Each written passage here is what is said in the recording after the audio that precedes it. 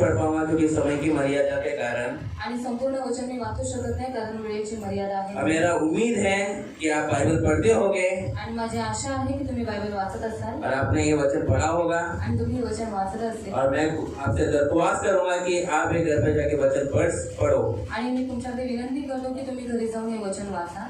आइए हम निकालते हैं लूका रचित सुसमाचार अध्याय 1 लूक अध्याय 1 उसका 1 से लेके 80 का वचन है।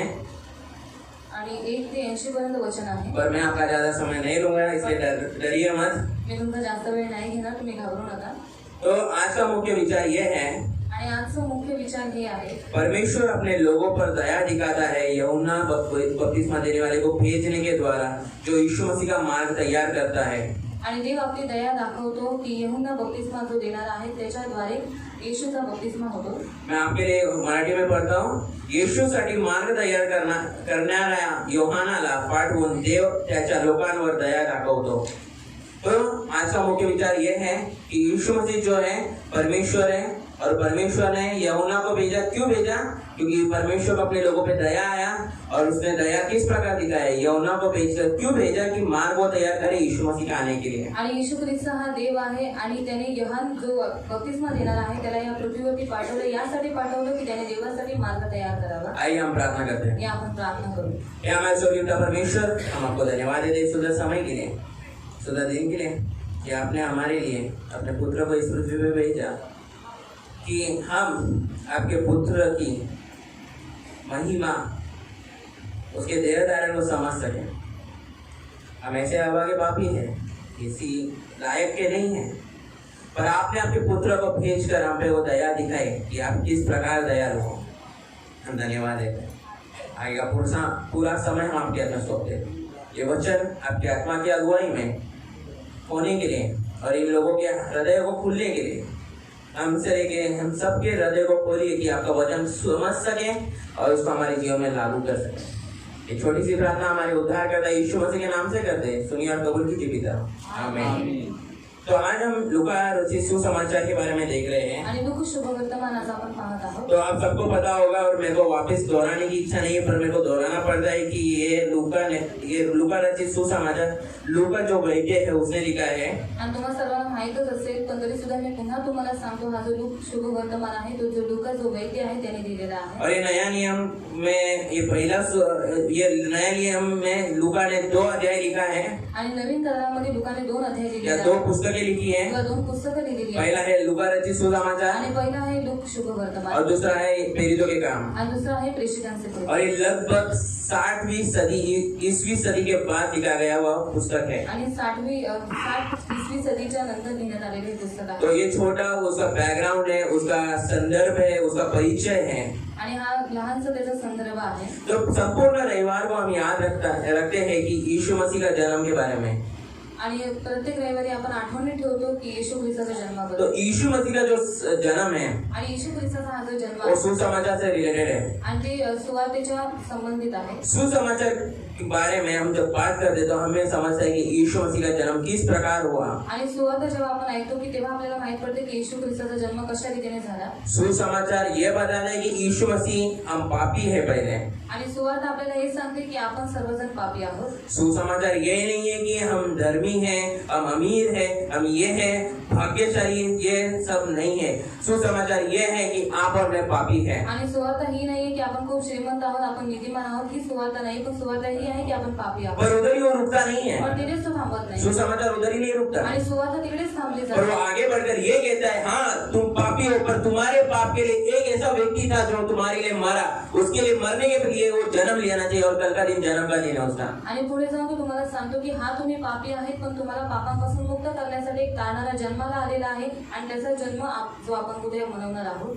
तो यीशु मसीह का जन्म, आणि येशू ख्रिस्ताचा जन्म, यीशु मसीह का सेवा कार्य, आणि येशू ख्रिस्ताचं सेवा कार्य, यीशु मसीह का मृत्यु आणि येशू ख्रिस्ताचे और मृत्यू, यीशु मसीह का जी उठना, आणि येशू ख्रिस्ताचं जिवंत होणे, ये है सुसमाचार। आणि ही आहे सुवार्ता. ये सुसमाचार का कंटेंट है, सुसमाचार में आने वाली बातें हैं। आणि ही सुवार्तामध्ये येणाऱ्या गोष्टी आहेत. तो आज का जो मेरा समाचार है या आज का जो मेरा सर्मन है, आज का जो प्रचार है, वो उसका 3 तीन उद्देश्य, तीन पार्ट है। आणि आज जो माझा प्रचार करण्याचा उद्देश आहे त्याचे काही 3 प्रमुख उद्देश आहेत। तो पहला उद्देश्य ये है, पहिला उद्देश हा आहे, परमेश्वर अपने वादे जिसे बनाता है, वादे को याद रखता है। आणि देव आपला करार आठवणीत ठेवतो।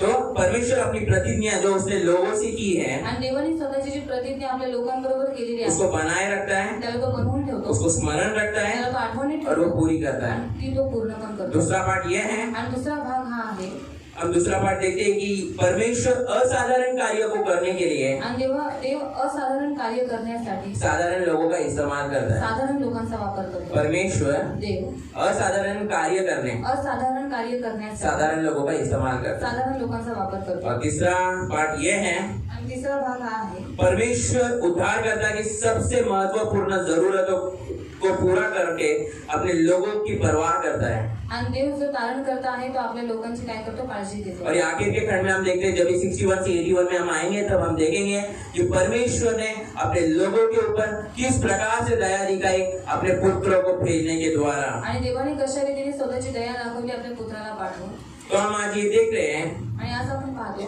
कि पुराने नियम को ये जो पहला जो 4 वचन है, पहले से लेके 14 वचन तक हम क्या देखते हैं कि लूका ये जो समाचार है, ये सुसमाचार है, ये किसको लिख रहा है? थियोफिलस नाम का एक उसका दोस्त है, उसको लिख रहा है। आणि 1 ते 4 पर्यंत आपण वाचतो की ही जी सुवार्ता आहे ती लूका जो थियोफिलस नावाचा त्याचा मित्र आहे त्याच्यासाठी लिहित आहे। तो मेरे लिए कोई जल्दी से 1 से लेके 4 तक पढ़िए हिंदी में। आणि कोणीतरी माझ्यासाठी 1 ते 4 पर्यंत हिंदीमध्ये वाचावं।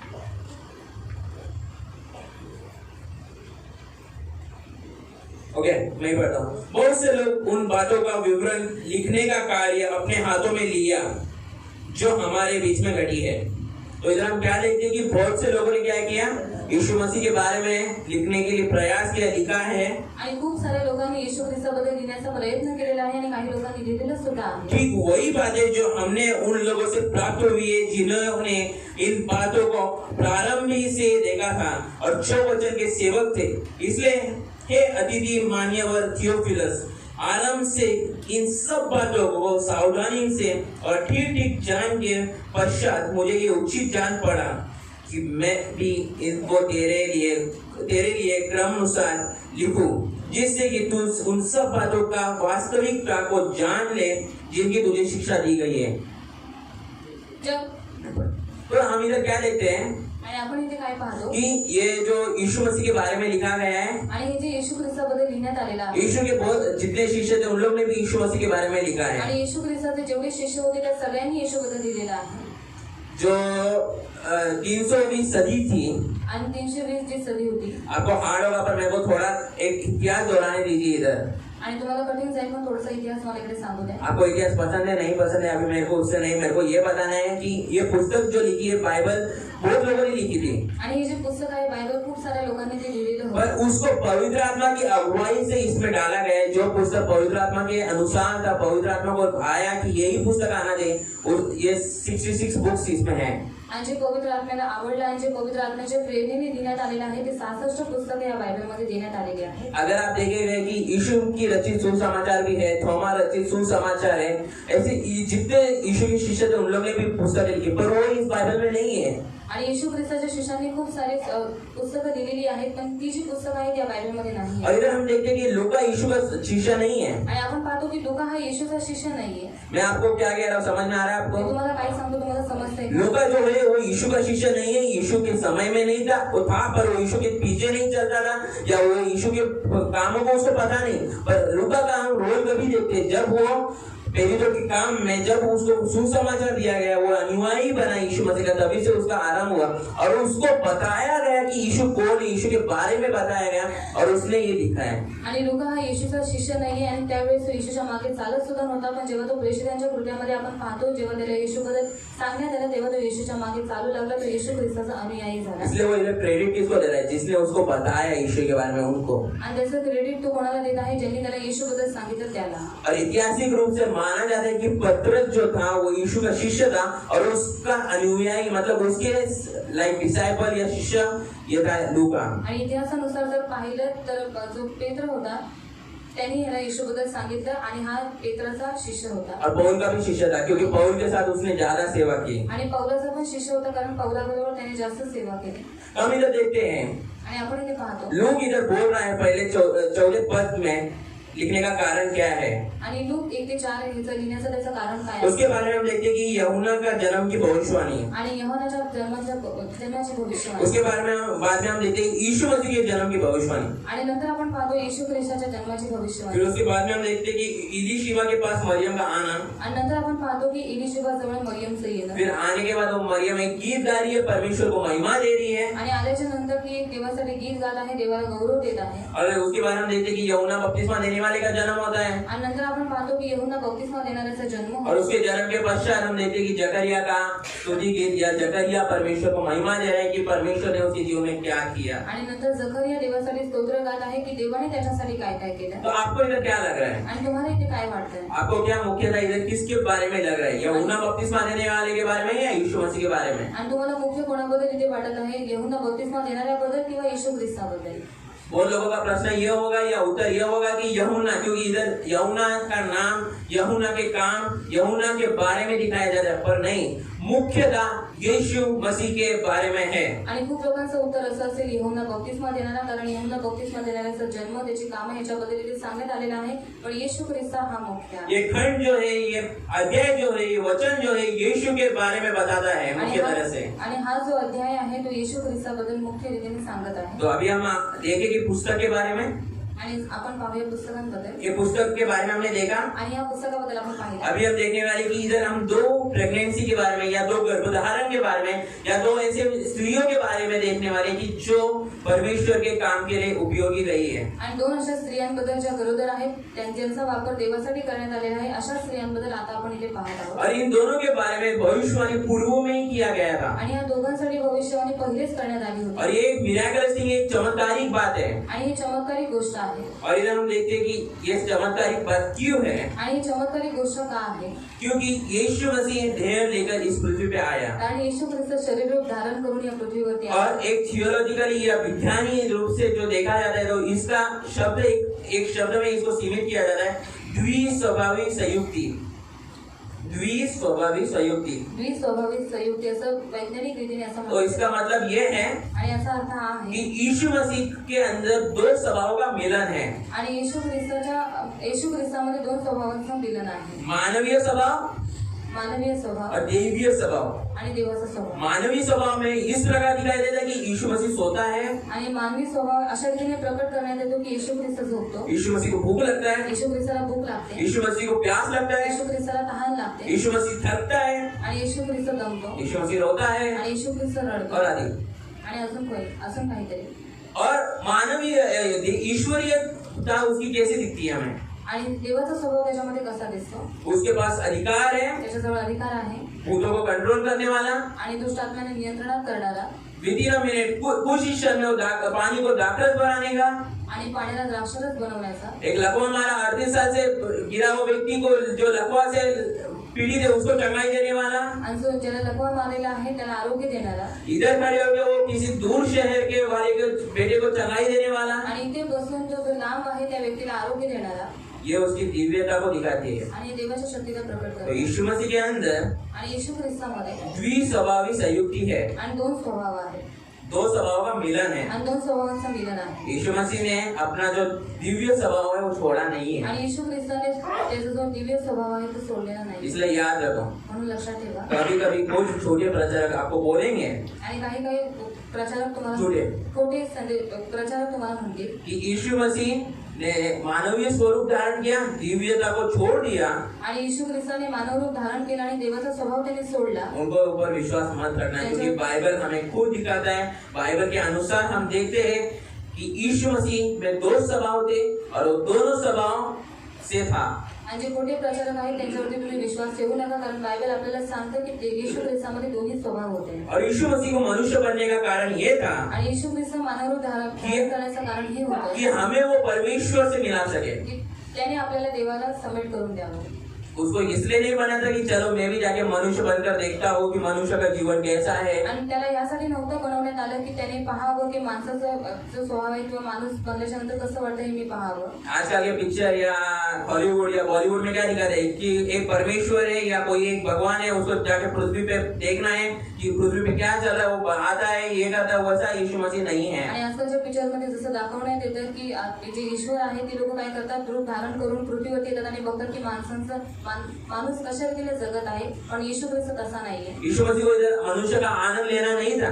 आणि येशू ख्रिस्ताला इथे येऊन माणसाचं रूप धारण करून आनंद घ्यायचा नव्हता। यीशु मसीह का एक ही लक्ष्य था, एक ही कारण था, क्या था कि हम मनुष्य जो पापी है हमारा मिलन उस परमेश्वर से करे जो पवित्र है, जो मिलन हमारा टूट गया था उसको जोड़ सके। आणि येशू ख्रिस्ताचं पृथ्वीवरती येण्याचं कारण हेच आहे की आपलं जे नातं पाप केल्याच्या द्वारे देवाबरोबर तुटलं होतं ते नातं पुन्हा जोडावं। परमेश्वर किसी भी बातों से बंधा हुआ नहीं है। आणि देव कोणत्याही गोष्टीच्या द्वारे बांधलेला नाही। परमेश्वर इस दीवार से भी जा सकता है बिना किसी गेट के या बिना किसी खुले जगह के।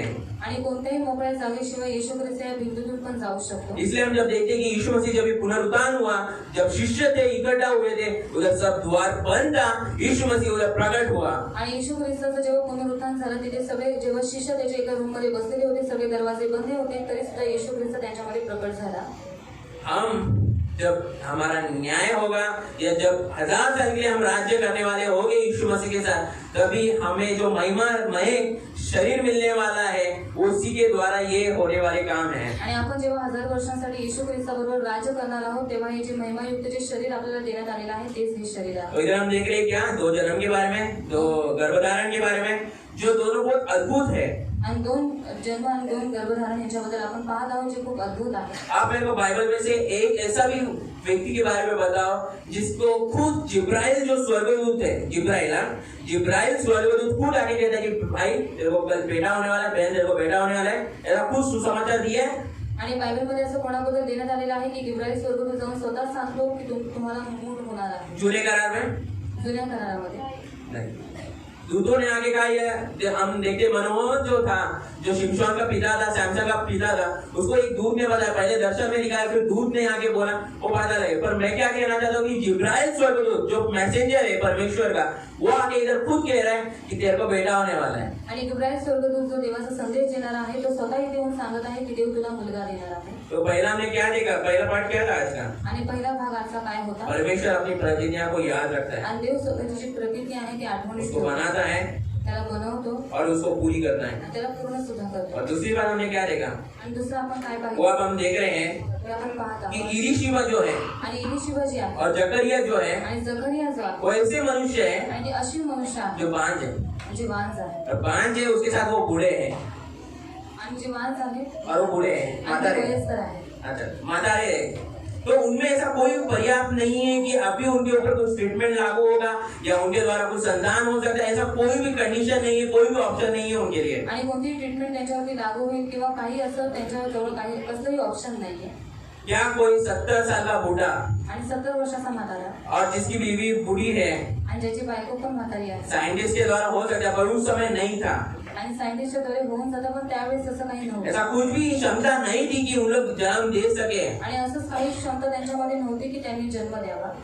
हम क्या देख रहे हैं कि ऐसे मनुष्य को परमेश्वर ने अपने काम के लिए चुना आणि अशा मनुष्याला देवाने स्वतःच्या कामासाठी निवडलं। और हम इधर देखते हैं कि 2 वंश के बारे में, आणि 2 वंश यांच्याबद्दल आपण पाहत आहोत। तो जो इलिशिबा है और जो जकरिया है, ये लोग हारून के वंश के हैं। आणि इलिशिबा आणि जकरिया हे हारूनच्या वंशातले और आहेत। हारून का वंश कौन में आता है, लेवी गोत्र में आता है। आणि हारूनचा जो वंश आहे तो लेवी गोत्रामध्ये येतो। मरियम जो गोत्र से वो यहूदा का गोत्र है। आणि मरियम हे जे गोत्र आहे ते यहूदाचं गोत्र आहे। 2 गोत्रों के बारे में हम देखते हैं। आणि 2 गोत्रांबद्दल आपण इकडे पाहतो। इधर हम देखते हैं कि परमेश्वर के सामने ये धर्मी थे। आणि देवाच्या समोर हे नीतिमान होते। हम देखते हैं वचन 6 में आणि वचन 6 मध्ये आपण क्या लिखा है, वे दोनों परमेश्वर की दृष्टि में धर्मी थे और उनका आचरण प्रभु की सारी आज्ञा और विधियों के अनुसार निर्दोष था।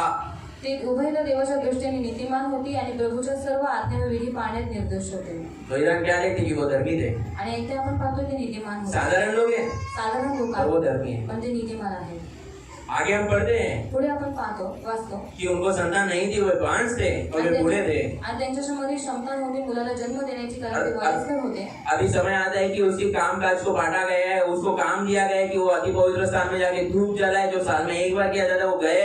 अभी उधर एक कुछ अलौकिक बात हो रही है आणि इथे त्याला काम वाटण्यात आलेलं आहे की त्याने अति पवित्र स्थानामध्ये जाऊन देवासमोर धूप जळावा आणि हे अलौकिक काम देवाने त्याला दिलेलं आहे। और इधर देखते कि जिब्राइल जो स्वर्गदूत है वो आता है आणि इथे आपण पाहतो की जिब्राईल स्वर्गदूत त्याच्या जवळ येतो और वो इधर डर गया है। आणि इथे तो आता घाबरलेला अभी वो क्यों डरा है? आणि आता जकरिया का घाबरलाय? क्या वो रोज उसके साथ कॉफी नहीं पीता था आणि रोज त्याच्याबरोबर बसून तो कॉफी पीत नव्हता कि अरे ये जिब्राइल आया कैसा है यार? आणि जिब्राईल तो आलायस तो कसा आहे? ऐसा नहीं है। वो क्यों डरा? कि उसने कभी देखा ही नहीं है, कारण त्याने कधी स्वर्गदूताला पाहिलंच नाही उसको कुछ पता ही नहीं था ये आएगा ऐसा अचानक से। आणि त्याला काही माहितीच नव्हतं की अचानक रीतीने तो असा येईल, अचानक से प्रकट हुआ उसको। अचानक रीतीने तो प्रकट झालेला। हम इधर क्या देख रहे हैं आणि आपण इथे काय पाहतो कि वो धूप जला रहे हैं, वो परमेश्वर की जो काम है वो कर रहा है, सेवा कर रहा है। आता धूप जळत आहे, देवाचं जे काम आहे, देवाची जी सेवा आहे ते तो करत आहे। 12वें पद में हम देखते हैं कि वो घबरा गए हैं आणि 12व्या वचनामध्ये आपण वाचलो की तो अस्वस्थ आणि भयभीत और भय झालेला से आहे। जकड़ गया है और भयभीत हुआ है। आणि तो भयभीत झालेला आहे। हम 13वें वचन में देखते हैं आणि 13व्या वचनामध्ये आपण पाहतो स्वर्गदूत उसको कहता है हे जकरिया तुझे पुत्र होगा। आणि देवदूत त्याला म्हणतो की हे जकरिया तुला मूल होईल। और इन लोग फिर भी प्रार्थना कर रहे थे हाँ? तरी सुद्धा ही लोक प्रार्थना करत होते तो इधर आप सीख सकते हैं, आणि तुम्ही ते शिकू शकता। ये लोग बूढ़े हैं आणि हे लोक म्हातारी वहां आहेत, के, फिर भी इनका प्रार्थना चल रहा है। क्यों? वयस्कर आहेत, वाहन आहेत, तरी यांची प्रार्थना चालली हम लोग ऐसे परमेश्वर पे विश्वास कर रहे हैं जो प्रार्थनाओं का उत्तर देता है। आणि ती लोक अशा देवावरती विश्वास ठेवत आहे जो प्रार्थनेचं उत्तर देतो। इधर क्या कहता है? तेरी प्रार्थनाएं सुन ली गई आणि है इथे तो म्हणतो की तुझी प्रार्थना ऐकण्यात आलेली आहे। और उसको कह रहा है कि तू एक पुत्र को तेरी पत्नी एक जन्म देगी पुत्र को और तू उसका नाम यूहन्ना रखना। आणि त्याला सांगण्यात आलेलं आहे की तुझी जी पत्नी इलिशिबा आहे ती एका मुलाला जन्म देईल, त्याचं नाव तू यूहन्ना और ठेव। आगे हम देखते हैं कि तुझे आनंद और हर्ष होगा। आनंद और हर्ष हम इस पद में, इस वचन में, इस अध्याय में बहुत बार देखेंगे। आणि आनंद आणि उल्हास हा जो शब्द आहे या अध्यायामध्ये आपण खूप वेळा पाहू। यीशु के आने से आनंद, आणि येशू ख्रिस्त आल्यामुळे आनंद, यूहन्ना के जन्म से होने वाला आनंद। आणि यूहन्नाचा जन्म होणार आहे त्याचा आनंद। इधर हम बहुत आनंद या हर्ष ये शब्द को पा सकते हैं और बाइबल में भी आप बहुत जगह में आपको ये शब्द मिलेगा। आणि आनंद आणि उल्हास हा बायबलमध्ये खूप वेळा हा शब्द तुम्हाला दिसण्यात येईल। और आनंद क्यों होगा? आणि आनंद का होईल? क्योंकि परमेश्वर अपनी योजनाओं को असाधारण लोगों के द्वारा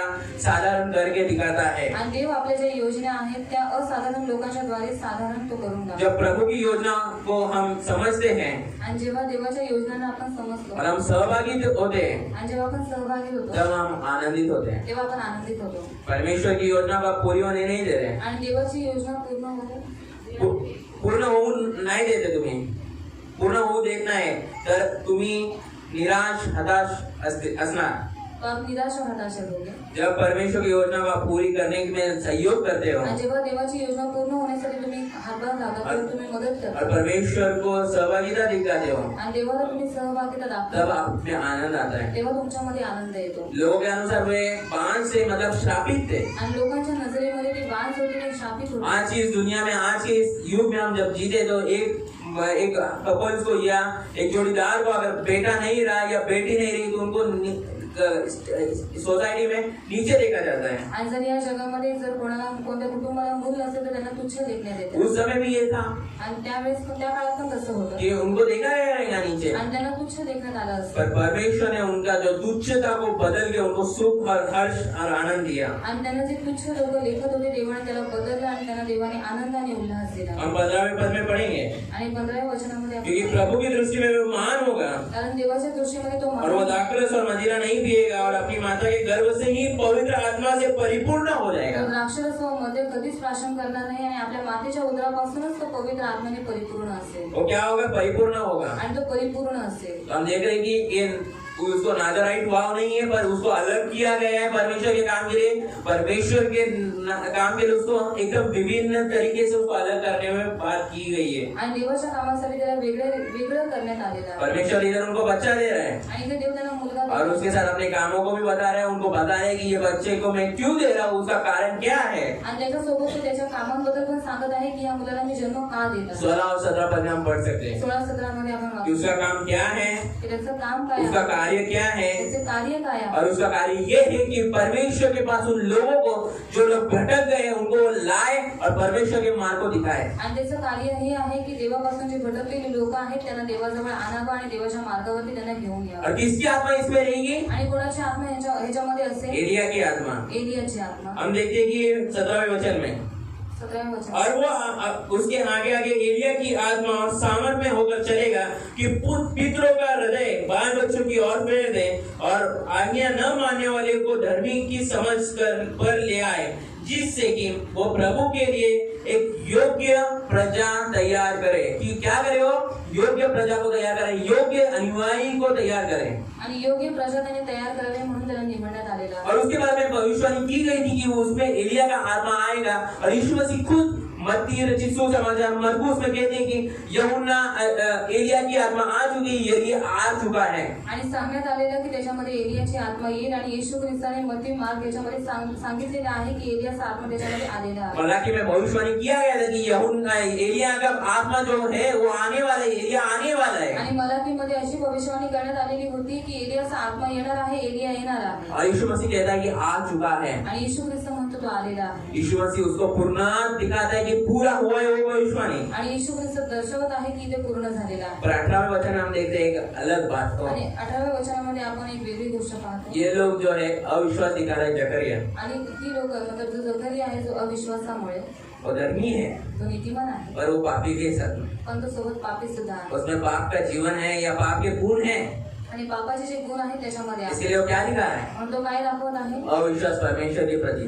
तो अविश्वास देवाच्या प्रति दाखवत इसलिए 19वें पद में हम क्या देखते हैं? आणि 19 वचनामध्ये आपण काय पाहतो? स्वर्गदूत ने उत्तर दिया, मैं जिब्राइल हूँ, आणि देवदूताने त्याला उत्तर दिले की मी इब्राहिम आहे, जो परमेश्वर के सामने खड़ा होता है। जो मी देवासमोर उभा असतो। और क्या कह रहा है? वो अधिकार बताया कि तू इसको अनदेखा मत कर, या ऐसे ही मत ले। मैं जो हूँ परमेश्वर की ओर से है, परमेश्वर के सम्मुख में खड़ा रहता हूँ, मेरा जो पोजीशन क्या है वो उसको बता रहा है। आणि माझं जे बोल इब्राहिम त्याला म्हणतो की माझं जे बोलणं आहे तो हलक्यामध्ये घेऊ नकोस, मी देवाच्या समोर उभा राहणारा देवाचा माणूस आहे। और मुझे इसलिए भेजा कि तुझे आनंद का समाचार दे सकूं।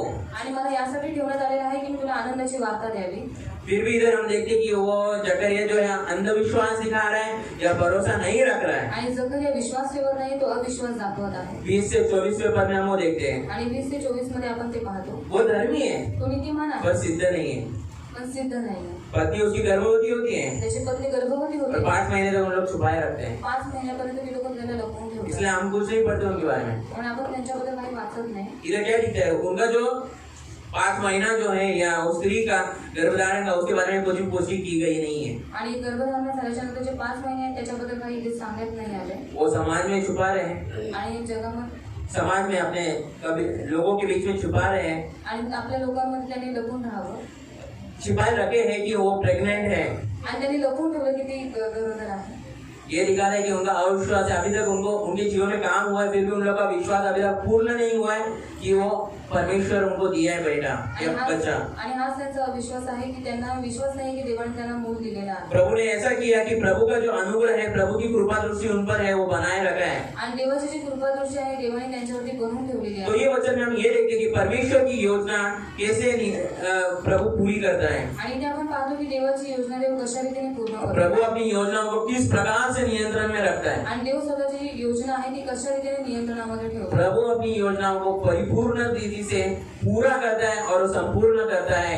आणि देव आपली जी योजना आहे ती परिपूर्ण रीतीने पूर्ण करतो। इसलिए हम दूसरा जो पाठ का क्या देखें कि परमेश्वर असाधारण लोगों को कार्यों को साधारण रूप से करता किस प्रकार, साधारण लोगों का इस्तेमाल करने के द्वारा। आणि देव स्वतःची असाधारण कामं करण्यासाठी साधारण लोकांचा वापर करतो। और इधर हम देख रहे हैं कि ये बात इधर एक फैमिली के बारे में हमने देख लिया कि जकरिया और इलीशिबा नाम की जो फैमिली है वो 5 थे, वो बूढ़े हो गए थे, उनको संतान नहीं होने वाली थी, परमेश्वर ने उनको संतान दी है। आणि जकरिया आणि इलिशिबा यांच्याबद्दल आपण पाहतो की ते वास होते, ते वयस्कर होते, तरी सुद्धा देवाने त्यांना मुलगा ही दान दिलेला हम आहे। लोग ने एक कबीले के बारे में या एक कुटुंब के बारे में देख लिया। आणि एका कुटुंबाबद्दल आपण पाहिलेलं अभी हम आहे। दूसरे कुटुंब के ऊपर जाएंगे, आणि दुसऱ्या कुटुंबावरती आपण जाऊया। हम पढ़ेंगे कि अभी कुंवारी के बारे में हम देखते हैं। आणि एका कुमारीबद्दल आपण पाहणार आहोत। अभी इधर क्या पढ़ते हैं हम 27वें वचन में कि कुंवारी है जिसका नाम मरियम है।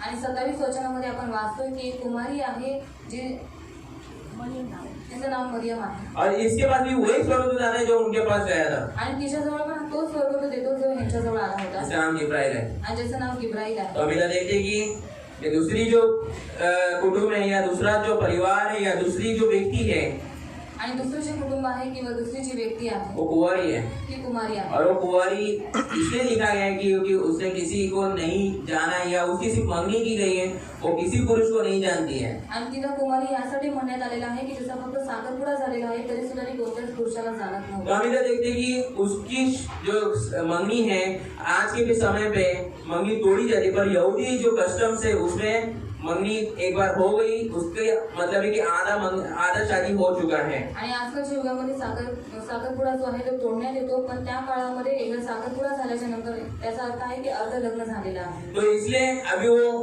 किसी से बनने वाली है, आणि ती कोणाशी बांधली जाणार आहे वो दिखाई देता है। ते इथे दाखवण्यात आले अभी इधर देखते हैं कि यीशु मसीह के बारे में वो क्या कह रहा है। आणि येशू ख्रिस्ताबद्दल गिब्राय स्वरूप काय सांगत आहे। उसने भीतर आकर 28वें पद में हम पढ़ते कि भीतर आकर स्वर्गदूत ने उसे कहा, हे प्रभु की कृपा पात्री सलाम, प्रभु तेरे साथ है। आणि देवदूत आतमध्ये येऊन तिला म्हणाला, हे कृपा पावलेली स्त्री तुझ्यामध्ये कल्याण असो। और इधर परमेश्वर तेरे साथ है का मतलब क्या है? इमैनुअल। आणि प्रभू तुझ्या बरोबर याचा अर्थ काय आहे? इमॅन्युअल। जो मत्ती में देखते कि तू उसका नाम इमैनुअल रखना, उसका मतलब क्या है कि प्रभु परमेश्वर उसके साथ है या तुम्हारे साथ है। आणि मत्तीमध्ये सांगण्यात आलेलं आहे की त्याचं नाव इमॅन्युअल ठेव, याचा अर्थ आहे की प्रभू तुझ्या बरोबर आहे, तो तुझ्या सोबत आहे। अभी दूसरे परिवार के बारे में या दूसरे पर्सन के बारे में या दूसरे व्यक्ति के बारे में क्या लेते हैं, ये भी डर गई है। आणि दुसऱ्या व्यक्तीबद्दल आपण इथे पाहत आहोत की ही सुद्धा घाबरलेली आहे। और ये डरने के साथ इस पे क्या हुआ है, आणि घाबरल्यामुळे सोबत तिच्यावर ये गंभीर हो गई है। आणि ही गंभीर झालेली आहे। क्या बात है यार, क्या हो रहा है, आणि या सगळ्या गोष्टी काय होत आहेत क्या हो रहा है ये? आणि काय होत आहे? हम देखते कि जकरिया गंभीर था, वो डर गया और उसमें भय आ गया, पर इधर ये गंभीर हो गया। अरे भाई ये कैसे होने वाला है यार। आणि जकरिया अस्वस्थ झाला होता, भयभीत झाला होता, पण इथे आपण पाहतो ही गंभीर झालेली आहे। अब ये सोच में पड़ी यार मैं इस ऐसे समाज में हूँ जहाँ मेरे को पत्थरवाह किया जाएगा, जहाँ मैं मर जाऊंगी। आणि विचारात पडलेली आहे की मी अशा समाजामध्ये राहत आहे की असं माहीत पडल्याच्या नंतर ती लोक माझ्यावरती दगडमार करतील अभी मैं मरने वाली हूँ। आणि आता मी शायद उसने सोचा रहेगा, मे बी याचा विचार केला पण असेल, शायद से उसने सोचा रहेगा, लिखा तो नहीं पर मैं अनुमान लगा रहा हूँ या शायद कह रहा हूँ, इसलिए इसको गंभीरता से मत लीजिए। आणि इथे लिहिलेलं नाहीये, पण मी असं अनुमान लावत आहे की शायद ती असं बोलली असेल। तो इधर क्या लिखा है कि यीशु मसीह का नाम का अर्थ क्या है कि छुड़ाने वाला, आणि येशू ख्रिस्ताच्या नावाचा अर्थ आहे सोडवणारा, और यीशु का नाम का अर्थ है छुड़ाने वाला, आणि येशू नावाचा अर्थ आहे और सोडवणारा, मसीहा यहोशू इसका अर्थ है अभिषिक्त। आणि ख्रिस्त मसीह याचा अर्थ आहे अभिषेक, परमेश्वर का भेजा हुआ, परमेश्वर से अभिषिक्त। आणि देवाकडून पाठवलेला देवाचा अभिषेक। तो हम लोग 32वें वचन से हम देखते कि वो क्या है, वो महान होगा और परम प्रधान का पुत्र कहलाएगा। प्रभु परमेश्वर उसके पिता दाऊद का सिंहासन उसे देगा। तो यीशु मसीह की विशेषता है, यीशु मसीह का जन्म का काम, यीशु मसीह का जन्म क्यों हो रहा है, क्या कारण है, वो बताया जा रहा है। आणि येशू ख्रिस्ताचा जन्म का झालेला आहे, त्याचं कारण काय आहे, त्याच्यामध्ये ते सांगण्यात आलेलं आहे। और इधर दाऊद का सिंहासन क्यों कहता है, आणि दाविदाचं राजस्थान इथे काम सांगण्यात आलेलं आहे। क्यों कारण में दूसरा सामुएल अध्याय 7 उसका 12 से लेकर 16 में आप पढ़ सकते हैं कि परमेश्वर ने दावीद के साथ करार ये की थी या प्रतिज्ञा ये की थी कि मैं तेरी राजगद्दी को सदैव सदैव के लिए टिकाए रखूंगा। आणि दुसऱ्या शमूएलमध्ये तुम्ही वाचू शकता की देवाने दाविदाबरोबर असा करार केला होता की तुझं जे राजस्थान आहे ते सदा सर्व काळासाठी मी बनवून ठेवेन। जब हम इतिहास में आते, मैं इतिहास में नहीं जाऊंगा, आप डरो मत। आणि इतिहासामध्ये मी जाणार नाही, तुम्ही घाबरू नका। मैं राजाओं का नाम नहीं लूंगा, इससे डरो मत। आणि राजांचे नाव मी घेणार नाही, तुम्ही घाबरू पर नका। मैं ये बताना चाहता हूँ, पण मला हे सांगायचं जो आहे, इस्राएली लोग थे, आणि ते इस्रायली लोक होते, जब दोनों इस्राएली और यहूदी लोग बंदीवाई में जब चले गए, जो दो साम्राज्य हो गया था, एक इस्राएल साम्राज्य और एक यहूदिया साम्राज्य। आणि जेव्हा इस्रायल आणि यहुदा बंदिवासात गेले होते तेव्हा त्यांचे दोन राज्य झालेले, एक इस्रायल राज्य आणि एक यहुदा राज्य। Northern kingdom, southern kingdom. आणि नॉर्थर्न किंगडम मतलब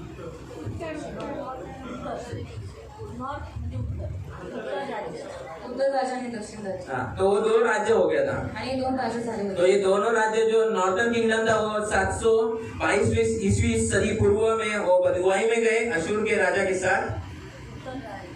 तो उन लोग बंदुआई में चले गए और ईसाई लोग 597 में बंदुआई में चले गए। तो ये कालावधि है, ये दोनों बंदुआई में गए हैं।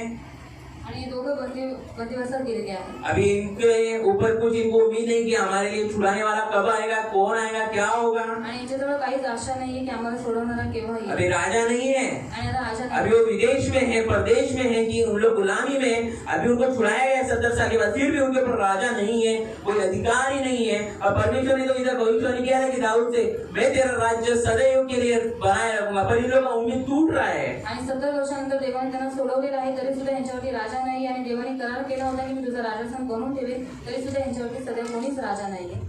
अभी लोगों को प्रश्न है, जो यहूदी लोग हैं उन लोगों में चल रहा है कि अभी कौन आने वाला है, आणि यहुदी लोकांना असा प्रश्न पडलेला आहे की आता कोण येणार आहे कौन चलाएगा आगे का राज्य, आणि पुढचा राज्य कोण चालवेल, कौन चलाएगा दाऊद का राज्य आणि कोण सिंहासन. चालवेल दाविदाचं और राजाचं. यीशु मसीह के नाम से या परमेश्वर का दूत इधर उत्तर दे रहा है मरियम को कि यीशु मसीह जो आएगा वो दाऊद का राज्य सिंहासन संभालेगा, वो सदैव के लिए संभालेगा. आणि ते मरियमला सांगण्यात आलेलं आहे की जे दाविदाचं जे राजासन आहे ते येशू ख्रिस्त बनवून ठेवेल. वो ऐसा राज्य है जो सदैव के लिए राज्य चलाने वाला है, उसका कुछ अंत नहीं है. आणि तो ते असं राज्य आहे ज्याचा काही शेवट नाहीये. और वो याकूब के घराने का अनंतकाल का तक राज्य करेगा. अभी यीशु मसीह के राज्य में कोई विभाजन नहीं है कि नॉर्दर्न किंगडम, साउदर्न किंगडम, ये किंगडम वो राज्य, ऐसा कुछ नहीं है. यीशु मसीह जो याकूब का घराने के ऊपर जो 12 गोत्र है उनके ऊपर राज्य करने वाला है. आणि येशू ख्रिस्त याकोबाच्या घराण्यावरती युगानुयुग राज्य करणार आहे. हम देखते हैं कि याकूब के 12 बच्चे थे, आणि याकोबाला 12 मुलं होती. उनकी जो गोत्र थी 12 गोत्र एकदम विभाजित किए गए थे. आणि ते जे 12 गोत्र होते ते विभागण्यात आले होते. सब बंधुआई में गए, सब मूर्ति पूजा करने लगे, सब परमेश्वर से दूर हो गए. पर परमेश्वर इधर वाचा बांधा रहा है कि मैं इनको सबको एक लाऊंगा, एक साथ करूंगा और इनके ऊपर अपना हुक्म चलाऊंगा, अपने पास लाऊंगा और उनको मन फिराऊंगा, अवसर दूंगा.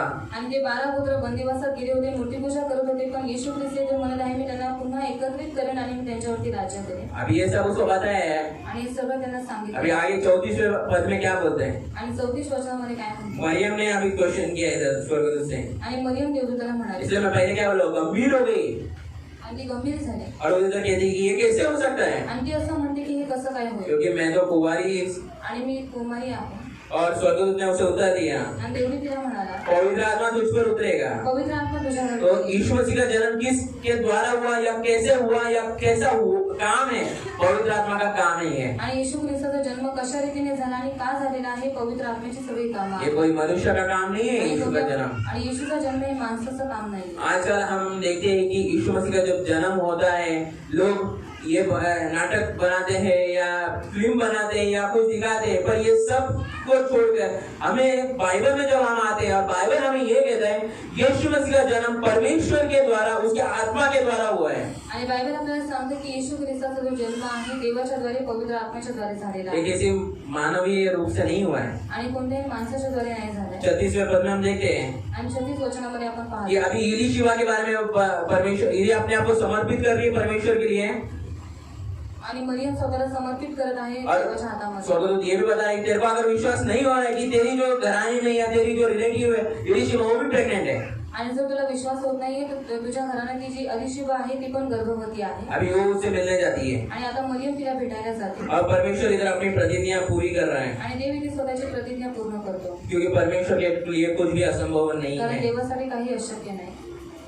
तो जो कारण था मरियम के पास बहुत सारे, वो मतलब उसके पास कारण था कि मैं कुंवारी हूँ ये हो, पर इधर हम क्या देखते कि वो अपने आप को परमेश्वर के समर्पित कर रही है. इसके प्रकार वो क्या दिखाई जाती है, वो धर्मी गिनी जाती है. आणि तिच्याजवळ खूप सारी कारणं होती तरी सुद्धा ती देवाच्या हातामध्ये स्वतःला समर्पित पर याद रखना मरियम भी पापी थी, लक्षात ठेवा मरियम पण पापी होती. पर वो प्रभु की योजना को पूरी करने में सहमत थी या सहकार्य किया पण उसने. देवाची योजना पूर्ण करण्यासाठी तिने स्वतःची सहमती वो दिली. पापी थी, ती पापी होती, वो पाप में थी, ती पापातच होती. पर परमेश्वर ने उसका इस्तेमाल किया, असाधारण व्यक्ति का इस्तेमाल किया कि साधारण बातों को पूरा कर सके. आणि देवाने साधारण व्यक्तीचा वापर केलेला आहे असाधारण काम करण्यासाठी. तो हम इधर देखते हैं कि मरियम के बारे में, आणि आपण मरियम बद्दल मरियम धर्मी नहीं है, आणि मरियम धर्मी नीतिमान ठरवण्यात आलेली आहे. इसलिए हम मरियम की पूजा नहीं करते हैं. आणि म्हणून आपण मरियमची पूजा नाही करत. हम मरियम को अपना भगवान नहीं मानते. आणि मरियमला आपला देव नाही म्हणत. वो भी पापी थी, वो भी हमारे जैसी थी. आणि ती पण पापी होती, ती पण आपल्यासारखी हम होती. उसका प्रथम स्थान उसको देते कि वो परमेश्वर यीशु मसीह की माता थी. आणि आपण तिला प्रथम स्थान देतो कारण ती येशू ख्रिस्ताची आई और हम होती. इसलिए उसकी आराधना नहीं करते, इसलिए उसको पूजा नहीं करते या उसका फोटो नहीं लगाते या उसको एकदम बड़ा करके नहीं बताते, क्योंकि वो भी हमारे समान ही थी. आणि तिची आपण पूजा करत नाही, तिची आपण उपासना करत नाही, तिला आपण देव म्हणत नाही कारण ती पण आपल्यासारखीच मनुष्य होती. आगे हम उनकी 39 पद में देखते हैं कि वो दो क्या कर रहे हैं, वो मिलने को गई है अभी आणि शिवा को. 39 वचनामध्ये आपण आपण वाचतो की ती आता एलिशिबाला भेटायला गेलेली आहे. 41 वचन में हम क्या देखते हैं कि जो इलीशिबा के पेट में जो बच्चा है वो उछल रहा है. आणि 41 वचनामध्ये आपण पाहतो की एलिशिबाच्या गर्भेमध्ये जो मुलगा आहे तो उडी मारत आहे. तो इधर मरियम इलीशिबा इनकी विशेषता है बात नहीं हो रही है. आणि मरियम एलिशिबा यांच्याबद्दल ते सांगण्यात नाही येत आहे. और उधर क्या हो रहा है, परमेश्वर की उपस्थिति दिखा है. क्यों, किस प्रकार परमेश्वर की उपस्थिति उधर दिख रही है? क्या आप लोगों को नींद आ रहा है ना? परमेश्वर की उपस्थिति किस प्रकार हमें दिखती है उधर? आणि देवाची उपस्थिती आपल्याला कशा रीतीने तिकडे दिसते? मरियम के गर्भ में जो यीशु मसीह है उसके द्वारा. आणि मरियमच्या पोटामध्ये जे मूल आहे जो येशू ख्रिस्त आहे त्याच्याद्वारे. हम इधर देख रहे हैं कि यीशु मसीह मरियम के पेट में है. यीशु मसीह आए, यीशु मसीह के द्वारा उधर उपस्थिति है. और इधर ये इलीशिबा अपने पेट के बच्चे के बारे में बात नहीं कर रही है. आणि येशू ख्रिस्त हा मरियमच्या पोटामध्ये आहे आणि तो पवित्र आत्म्याने परिपूर्ण आहे. पण एलिशिबा इथे स्वतःच्या मुलाबद्दल काही सांगत नाही. इधर वो क्या कह रही है कि तू स्त्रियों में धन्य है. आणि इथे म्हणत आहे तू स्त्रियांमध्ये धन्य तेरे आहे. गर्भ का फल भी धन्य है. आणि तुझ्या गर्भाचं फळ पण धन्य आहे. वैसा नहीं कह रही कि मैं बूढ़ी थी पर मेरे ऊपर धार्मिकता मुझे दी गई है, मैं ये हूँ. वो अपने बारे में कुछ नहीं कह रही. वो बूढ़ी थी, वो बड़ी होगी शायद से उम्र में क्योंकि वो बूढ़ी गिनी जाएगी और ये कुंवारी है. फिर भी वो अपने बारे में न कहते हुए यीशु मसीह के बारे में कह रही है. मरियम को धन्यवाद दे रही है, मरियम को सलाम कर रही है. क्या दिखा दे कि यीशु मसीह सर्वप्रथम है. आणि एलिशिबा इथे वयस्कर आहे, शाळेत ती वयाने मोठी सुद्धा आहे, तरी सुद्धा ती स्वतःला काही मान सन्मान देत नाहीये, पण ती सगळा गौरव देवाला देत आहे. वो परमेश्वर के पवित्र आत्मा से परिपूर्ण थी आणि ती देवाच्या पवित्र आत्म्याने परिपूर्ण होती. और इधर वो कहती कि धन्य है तू स्त्रियों में. आणि ती म्हणते तू धन्य आहे सर्व स्त्री. और तेरा पेट का जो फल है, तेरे को जिसके द्वारा जिसको तू जन्म दे रही हो भी धन्य है. आणि तुझ्या पोटचं जे फळ आहे ते सुद्धा धन्य आहे. और मरियम इधर देखते कि मरियम इधर स्तुति कर रही है, परमेश्वर को धन्यवाद दे रही है कि परमेश्वर ने उसको इस पात्र को इस काम के लिए चुना, इसलिए परमेश्वर की धन्यवाद कर रही है. 46 से लेके 56 तक. आणि 46 से 56 पर्यंत तुम्ही वाचू शकता की मरियम देवाला धन्यवाद देत आहे की देवाने अशा चांगल्या कामासाठी तिला निवडलेलं आहे. और वो कह रही है आणि ती म्हणते कि उसकी दया मुझ पर हुई. त्याची दया माझ्यावर. 50वें पद में हम पढ़ सकते हैं. आणि 50 वचन. और उसकी दया पीढ़ी तक उन पर बनी रहती है जो उससे डरते हैं. आणि त्याची दया जी आहे पिढ्यानपिढ्या बनून राहते जे त्याला त्याचं भय बाळगतात. 53 में हम पढ़ते हैं उसने भूखों को तो अच्छी अच्छी वस्तुओं से तृप्त कर दिया और धनवानों को खाली हाथ निकाल दिया.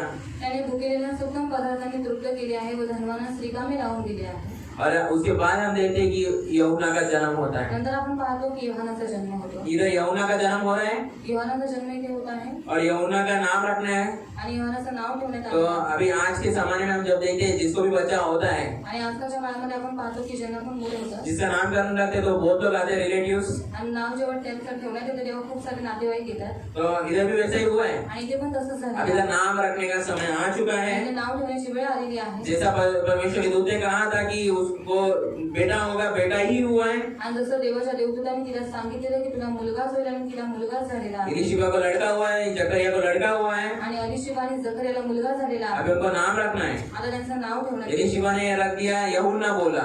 आणि एलिशिबा म्हणाली योहान. और जकरिया क्यों बोल नहीं सका, वो गूंगा था. आणि जकरिया बोलू नाही शकला कारण तो मुका होता. वो गूंगा आदि से नहीं था, पर स्वर्गदूत के मिलने के बाद उसने परमेश्वर के दूत पे डाउट किया, संशय किया, इसलिए परमेश्वर ने उसको शिक्षा दी कि वो गूंगा रहे. तो पहिल्यापासून मुकाम होता, पण जेव्हा देवाच्या दूताने त्याला दर्शन दिलं आणि जेव्हा त्याने विश्वास नाही ठेवला तेव्हा त्याला मुक करण्यात आलं होतं. हम आगे देखते कि तब उन्होंने उससे कहा तुम्हारी सम्मति में किसकी का भी नाम नहीं है, कि तेरे सम्मति में यूहन्ना या ऐसे कुछ नाम नहीं है. आणि तुझ्या संबंधीमध्ये असं योहानाचं नाव नाही. या तेरे रिश्तेदार में ऐसा नाम किसी का भी नहीं है. तुझ्या नातेवाईकांमध्ये असं नाव कोणाचंच नाही. जैसे आप में से कुछ लोग आए हैं, आप लोग का नाम संसारिक रूप से देवी देवताओं के नाम से होगा, पर आप अपने बच्चों का नाम बाइबल से रख रहे, तो आपको लोग पूछते हैं ना, अरे भाई तू ये क्या किया, तू ऐसा नाम क्यों रखा. उसका इधर दिखाया जाता है कि उधर उन लोग में यूहन्ना जो नाम है या वर्ड है, ये नाम जो है उनके लिए आश्चर्य हुआ क्योंकि उन लोग ने ये नाम कभी भी उनको नहीं पता था या उनके कबीले में किसका भी नाम नहीं था. आणि योहान जे नाव होतं त्यांच्या कबिल्यामध्ये कोणाचंच नव्हतं. फिर भी उन लोग इलीशिबा को छोड़ रहे, बोलते शायद तू कुछ भी बोल रहे हो. जकरिया के पास गए आणि तरी सुद्धा ते जकरिया जवळ गेले. और इधर हम देखते कि इलीशिबा जो थी वो जकरिया को जानती थी और जकरिया ने उसको बता चुका होगा शायद से लिख के या कैसे भी प्रकार बताया रहेगा, वो इधर लिखा नहीं, पर शायद से इसलिए बोली है नाम. पर हम देखते कि जब भी जकरिया को बोलना है वो क्या कहता है कि मुझे लिखने के लिए कुछ लिख गया और वो लिख के बताता है कि इसका नाम यूहन्ना होगा। जब वो लिखता है तब उसकी वाचा खुलती है। आणि जकरिया इथे बोलू शकत नाही, पण तो म्हणतो माझ्याजवळ काहीतरी आणा की ज्याच्यावरती मी लिहून तुम्हाला सांगू शकेल, आणि त्याने त्याच्यावरती नाव लिहिलं योहान। त्याच्यानंतर तो बोलू लागला। तो हम इधर देखते कि जकरिया का वाणी जो है वो खुल गया आणि जकरियाची वाणी आहे की उघडली और वो बोलने लगा आणि तो बोलू लागला और आगे वो परमेश्वर की स्तुति कर रहा है। आणि पुढे तो देवाची स्तुती करत आहे। हम 71 वचन में आते हैं आणि 71 वचनामध्ये कि वो क्या कहता है, तो काय म्हणतो, हमारे शत्रुओं से और हमारे पैर रखने वालों के हाथों से हमारे उद्धार कर, आणि आपल्या शत्रूंच्या व आपला द्वेष करणाऱ्या सर्वांच्या हातून तो सुटका कर, कि हमारे पूर्वजों पर दया कर आणि आमच्या पूर्वजांवरती दया कर, और अपनी पवित्र वाचा का स्मरण कर। आणि आपला जो पवित्र करार केलेला आहे त्याला आठवण वो प्रार्थना कर रहा है, वो धन्यवाद दे रहा है। उसको भी पता है कि यीशु मसीह आने वाला है, इसलिए उसके लिए धन्यवाद दे रहा है। वो परमेश्वर याद दिला रहा है कि परमेश्वर तुझे वादा बांधा था कि तू दाऊद का सिंहासन बरकरार रखेगा, तू जो स्त्री का वंश है उसको स्थिर रखेगा, तू स्त्री के वंश से जब ऐसा रहेगा जो सांप को कुचलेगा, जो सांप को कुचल के उस पर अधिकार जमा के पापों से लोगों को मुक्त करेगा, तू भेज उसे। आणि तो देवाला धन्यवाद देत आहे, देवाला प्रार्थना करत आहे की देवा तुझं कारण करता पाठवणार होतास त्याला तू पाठव, और वो परमेश्वर को धन्यवाद दे रहे हैं। आणि तो देवाला धन्यवाद देत आहे। और वो आगे उसके बारे में हम कुछ नहीं देखते, जकरिया और एलीशबा के बारे में हम संपूर्ण बाइबल में इसके बाद नहीं देखते कोई। ह्याच्यानंतर आपण जकरिया आणि एलीशबाबद्दल काहीच पाहत नाही। और 79 वचन में हम पढ़ते हैं, आणि 79 वचन आपण वाचतो, अर्थात उन पर जो अंधकार और मृत्यू की छाया में बैठे हैं कि हमारे पैरों की अगुवाई शांति के मार्ग पर करे। आणि अंधारात व मृत्यूशाहीत बसलेल्यांना प्रकाश द्यावा आणि आमचे पाय शांतीच्या मार्गीच लावा। तो यूहन्ना जो है आणि योहान जो आहे उनको पता है कि यूहन्ना ऐसा बड़ा महान होने वाला नहीं, इसी उसको क्या क्यों उसका कार्य क्या है कि वो परमेश्वर के लिए मार्ग तैयार करे। आणि योहान हा महान नाहीये, पण त्याला काय निवडण्यात आलेला आहे, त्याने देवाचा मार्ग तयार करावा। और मरियम ने भी ये विश्वास किया कि परमेश्वर उसके द्वारा उसकी प्रतिज्ञा जो परमेश्वर ने लोगों से की है वो पूरी करेगा। आणि मरियमने विश्वास ठेवलेला आहे की जी भविष्यवाणी देवाने माझ्यासाठी केलेली आहे ती देव पूर्ण करेल। 80वें पद में हम पढ़ते हैं कि वो बालक बढ़ता गया और आत्मा में बलवंत होता गया और इस्राएल पर प्रकट होने के दिन तक निर्जन स्थान में रहता रहा। आणि 80 वचनामध्ये आपण वाचतो तो बालक वाढत गेला व आत्म्यात बलवान होत गेला आणि इस्रायलच प्रकट होण्याच्या दिवसापर्यंत तो अरण्यात राहिला। हम इससे क्या सीखते हैं आणि याच्याद्वारे आपण काय शिकतो कि परमेश्वर यीशु मसीह इस पृथ्वी पे आए, आणि देव येशू ख्रिस्त या पृथ्वीवरती आले हमारे पापों के लिए, आपल्या पापांसाठी, हमारे लिए मारे गए, ते आपल्यासाठी मारले गेले, हमारे लिए गाड़े गए आपल्यासाठी गाडले गेले, और हमारे लिए तीसरे दिन जी उठे आणि आपल्यासाठी तिसऱ्या दिवशी जिवंत और झाले स्वर्ग गए आणि ते स्वर्गात और गेले वापस आने वाले। आणि ते पुन्हा येणार आहेत। जो व्यक्ति इस सुसमाचार पे विश्वास करता है जो कोणी या सुवार्तेवरती विश्वास वो ठेवतो यीशु मसीह के पीछे चलता है तो येशू ख्रिस्ताच्या और वो यीशु मागे मसीह का चेला कहलाया जाता है, जो यीशु के अनुयायी कहलाए जाते हैं। आणि येशू ख्रिस्ताचे शिष्य त्यांना म्हणण्यात येतात। इसमें प्रथम हम किसको देखते हैं कि इसमें बहुत सारे चरित्र या कैरेक्टर्स हैं। आणि याच्यामध्ये खूप सारे चरित्र आहेत। कैरेक्टर्स जिसे कहा जाता है, इसमें कैरेक्टर कौन कौन है? यूहन्ना बपतिस्मा देने वाले के पिता माता कौन है? जकरिया, एलीशिबा, मरियम है, जिब्राइल स्वर्गदूत है, यीशु है, इन लोग है। पर इसमें मुख्यतः से क्या दिखता है कि सब ये जो आधारित है किससे आधारित है? यूहन्ना क्यों आ रहा है? यीशु मसीह के लिए। आणि योहान काय येत आहे? येशू ख्रिस्तासाठी। एलीशिबा किसकी महिमा कर रही है? आणि एलीशिबा कोणाचा गौरव करत आहे? यीशु मसीह के लिए। येशू ख्रिस्त। जकरिया किसके बारे में कह रहा है? आणि जकरिया कोणाबद्दल? यीशु मसीह के बारे में। येशू ख्रिस्ताबद्दल। जिब्राइल स्वर्गदूत किसके बारे में बता रहा है? आणि जिब्राइल स्वर्गदूत कोणाबद्दल सांगत आहे? तो ये सब दर्शाता है कि यीशु मसीह आने वाले और वो आ चुके हैं। हम वो याद करते हैं क्रिसमस का दिन ये नहीं कि 25 तारीख की क्रिसमस है आणि क्रिसमसचा दिवस हा नाहीये की फक्त 25 तारखेलाच क्रिसमस या आहे। 25 दिसंबर ही क्रिसमस है, ऐसा नहीं है। 25 डिसेंबरच हा क्रिसमस आहे असं नाही। अगर क्रिसमस मनाओ या नहीं मनाओ उसका फर्क नहीं पड़ता। यीशु मसीह का जन्म रोज होता है हमारे जीवन में। आणि येशू ख्रिस्ताचा जन्म आपल्या जीवनामध्ये रोज होतो। सिर्फ हम आनंद से लोगों के बीच में सुसमाचार दे सके, लोगों के बीच में बता सके कि यीशु मसीह कौन है, खुलेआम से बता सके, कोई रोक टोक नहीं है, इसलिए ये तारीख दिया गया, इतना याद रखिए। आणि मोकळेपणाने आपण येशू ख्रिस्ताचा जन्म का झालेला आहे त्याची सुवार्ता उघडपणे सांगावी म्हणूनच हा 25 तारीख नियुक्त करण्यात आलेली आहे। बाइबल में कहीं भी हमें डेट नहीं मिलता क्रिसमस का भी यीशु मसीह का जन्म कब हुआ है। आणि येशू ख्रिस्ताचा जन्म केव्हा झालेला आहे त्याची जन्मतारीख बायबलमध्ये नाही तो ये अनुमानी रूप से दिखाया जाता है कि 25 दिसंबर को मनाते हैं। आणि अनुमान असं लावण्यात येत आहे की 25 तारखेला क्रिसमस मनवण्यात येतो। तो मेरा आपको प्रश्न है, आणि माझा असा तुम्हाला प्रश्न आहे, आप क्रिसमस मना रहे कल या मैं क्रिसमस मना रहा हूँ कल? किंवा मी उद्या क्रिसमस मनवत आहे, मेरा लक्ष्य क्या है? ये आपका लक्ष्य क्या है? आणि तुमचं लक्ष काय आहे? कि आपका केंद्रीय लक्ष्य ये है कि यीशु मसीह के लिए है, या कल मैंने जो नया साड़ी लिया है, नया ड्रेस लिया, वो पहनने को मिलेगा, कल मेरे को अच्छे से तैयार हो गया मिलेगा, या मैं कल बच्चे सोचेंगे कि कल हमको डांस परफॉर्मन्स करने मिलेगा। अगर ये आपका लक्ष्य है, ये गलत लक्ष्य है। आणि येशू ख्रिस्ताचा जन्म झालेला आहे, हा तुमचा लक्ष्य आहे, किंवा तुम्ही नवीन साडी घेतली आहे किंवा नवीन कपडे घेतलेले आहेत ते तुम्हाला उद्या घालायचे, हा तुमचा लक्ष्य असेल तर तो लक्ष्य तुमचा चुकीचा आहे। अगर बाई चांस, मैं कह रहा नहीं है बाई चांस कह रहा हूँ या प्रोबेबली या शायद से कह रहा हूँ, अगर कल डांस हुआ या नहीं हुआ कोई मायने नहीं रखता। आणि शाळेत जर उद्या डान्स झाला नाही झाला काही मायने नाही। आपको नए कपड़े मिले या पड़ गए उससे कुछ मायने नहीं रखता। आणि तुम्ही नवीन कपडे घेतले किंवा नाही घेतले त्याचा काही अर्थ नाही। आप घर पे क्रिसमस मना रहे हो, नहीं मना पा रहे हो, आपके पास आर्थिक जरूरत नहीं है, कोई मायने नहीं रखता।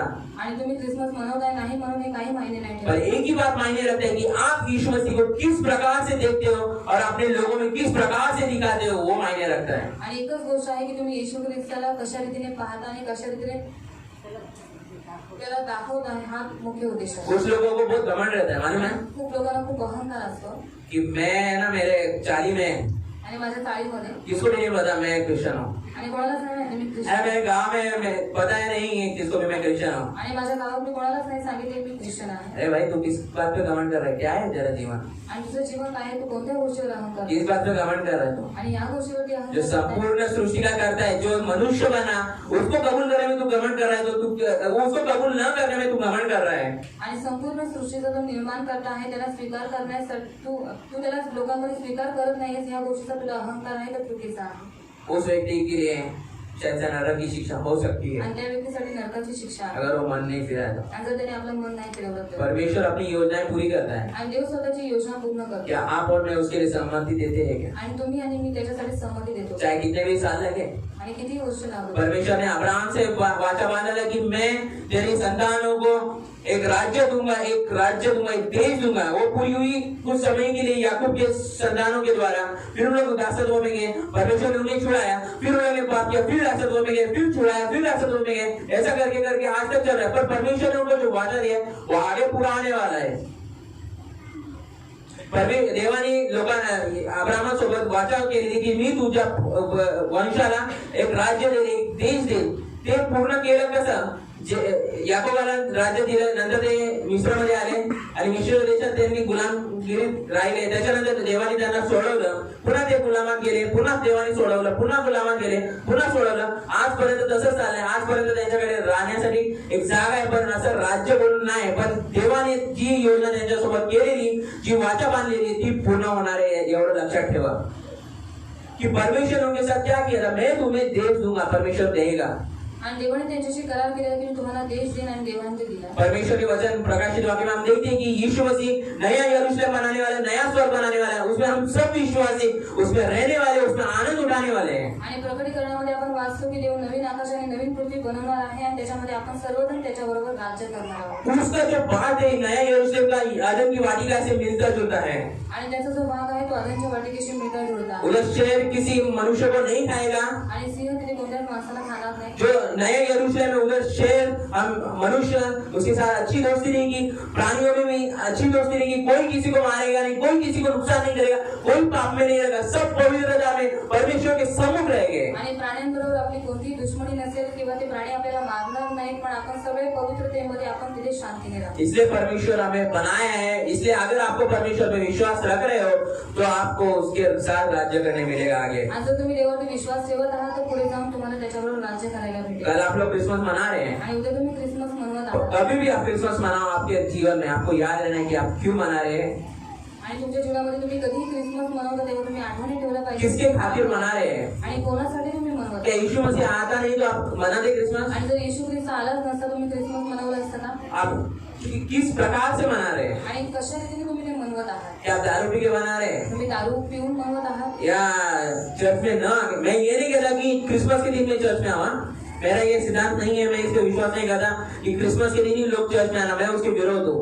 आणि क्रिसमसच्या दिवशीच लोकांनी चर्चमध्ये आला पाहिजे ह्याच्या मी विरोधात आहे. और मैं ये कह रहा हूँ कि आप क्या कलीसिया में आकर प्रभु को अपना दीन दिखा रहे हो, अपना प्रथम स्थान दिखा रहे हैं, या आप अपने घर में मेहमान जो आ रहे हो कि आओ भगत कर रहे हैं. आणि तुम्ही देवाच्या मंदिरामध्ये येऊन देवाला तुम्ही आदर देत आहात किंवा तुम्ही घरामध्ये राहून पाहुण्यांचा आदर करत आहात.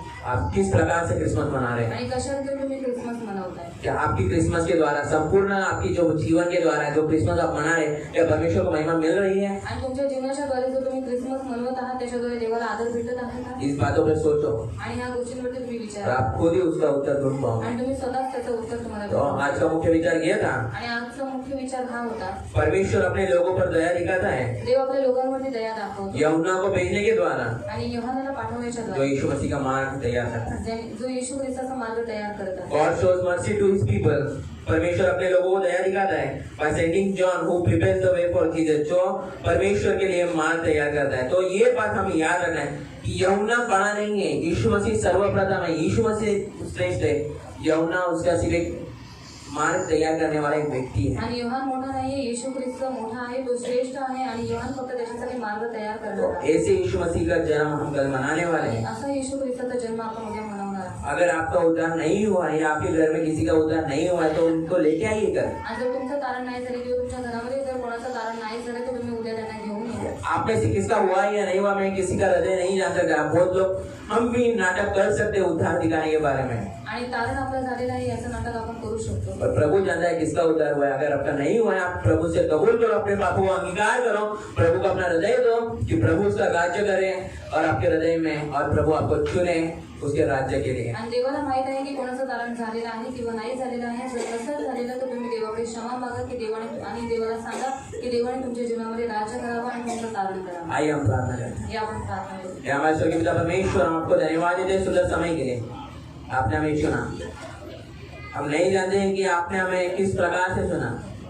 हम यही जानते हैं कि आपको यही हुआ है कि आप हमें चुने, आप हमें बुलाए कि आपके राज्य में हम स्थिर रह सके. कि आपने आदि से पृथ्वी बनाने से पहले अपनी योजना की थी कि इसको मैं चुनूंगा, इसको चुनूंगा, और आपने हम सबको चुना. हम धन्यवाद देते आपके चुनाव के लिए. पिता प्रभु, हम धन्यवाद देते कि आपने आपके पुत्र को इस पृथ्वी पर भेजने के लिए. हम धन्यवाद देते कि वो पुत्र जो हमारे खातिर इस पृथ्वी पे आया, जिसको कुछ जरूरत नहीं थी कि आने की इस पृथ्वी पे, पर वो आया इस पृथ्वी पे, वो हमारे लिए मारा गया, वो हमारे लिए गाड़ा गया, वो हमारे लिए तीसरे दिन जी उठा. ऐसे पुत्र को जो निस्वार्थ प्रेम हम देते हैं, हम उसके शुक्रगुजार कितना करे होता है. प्रभु पिता, हम ऐसे पुत्र को धन्यवाद देते हैं जिसको आपने हमारे खातिर को चुना, जिसको आपने हमारे खातिर मारने के लिए क्रूस पे दिया, जिसने कुछ पाप नहीं किया पर उसको आपने मरवाया हमारे खातिर. आपने हमारा अपना प्यार हम पर इस प्रकार प्रकट किया यीशु मसीह के बलिदान के द्वारा. हम धन्यवाद देते हैं. प्रभु पिता, हमें सहायता कीजिए, मदद कीजिए. हम क्रिसमस किस प्रकार मना रहे, क्यों मना रहे, किस प्रकार मना रहे हैं, क्या मना रहे हैं, और कब मना रहे हैं, और कौन कैसे मना रहे हैं, ये प्रश्न हमारे जीवन में आने के लिए और इसके द्वारा हम हमारे जीवन में जीने के लिए सहायता आएगा. संपूर्ण समय हम आपके हाथ सौंपते हैं. हमारे जीवन के द्वारा सिर्फ आपकी और सिर्फ आपकी महिमा होती है. हमारी छोटी सी प्रार्थना हमारे उद्धारकर्ता के नाम से, यीशु मसीह के नाम से सुनिए और कबूल कीजिए पिता. आमीन. सबको जय मसीह.